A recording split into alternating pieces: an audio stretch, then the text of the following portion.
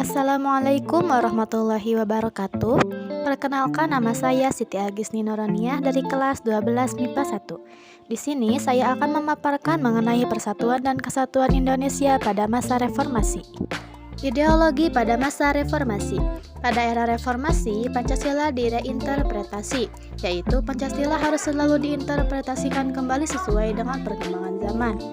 Penginterpretasian Pancasila harus relevan dan kontekstual serta sinkron atau sesuai dengan kenyataan yang sebenarnya.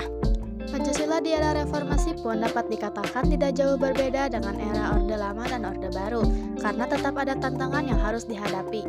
Tantangan tersebut adalah korupsi, kolusi, dan nepotisme atau KKN yang masih terus terjadi. Politik pada masa reformasi.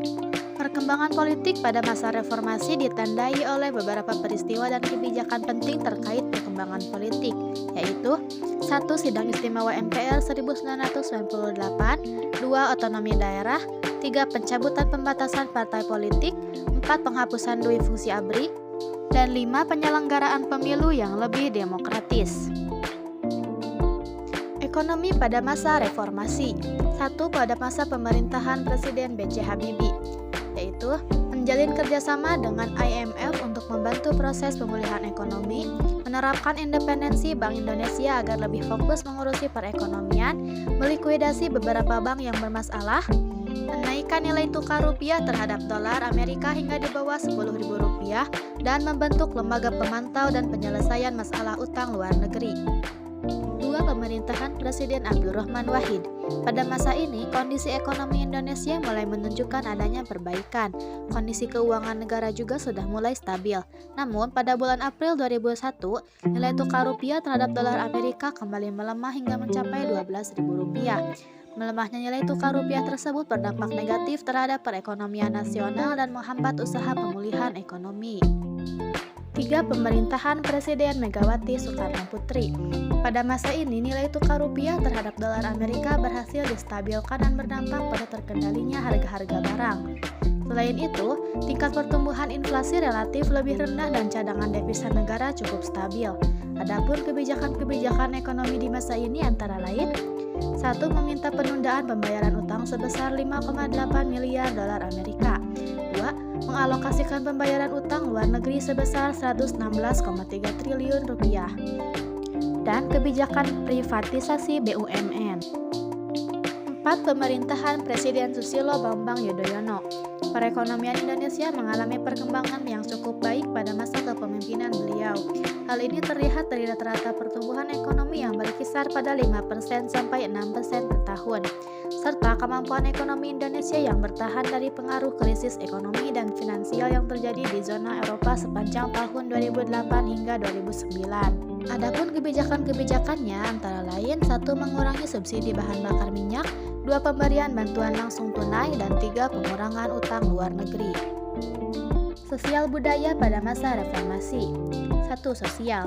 Pada masa reformasi, kehidupan sosial masyarakat Indonesia sempat diwarnai dengan terjadinya berbagai konflik sosial yang bersifat etnis di tengah-tengah masyarakat.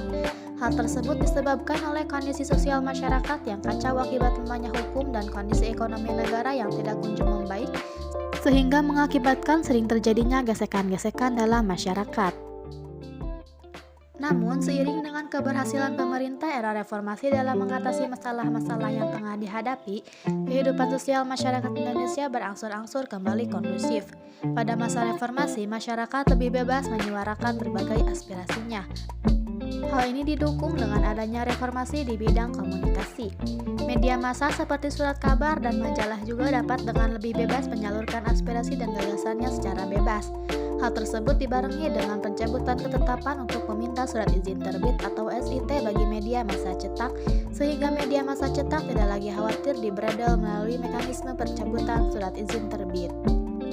2. Budaya. Dalam bidang kebudayaan dilakukan upaya pelestarian budaya dengan mendaftarkan warisan budaya Indonesia ke UNESCO atau Organisasi Pendidikan, Keilmuan, dan Kebudayaan Perserikatan Bangsa-Bangsa.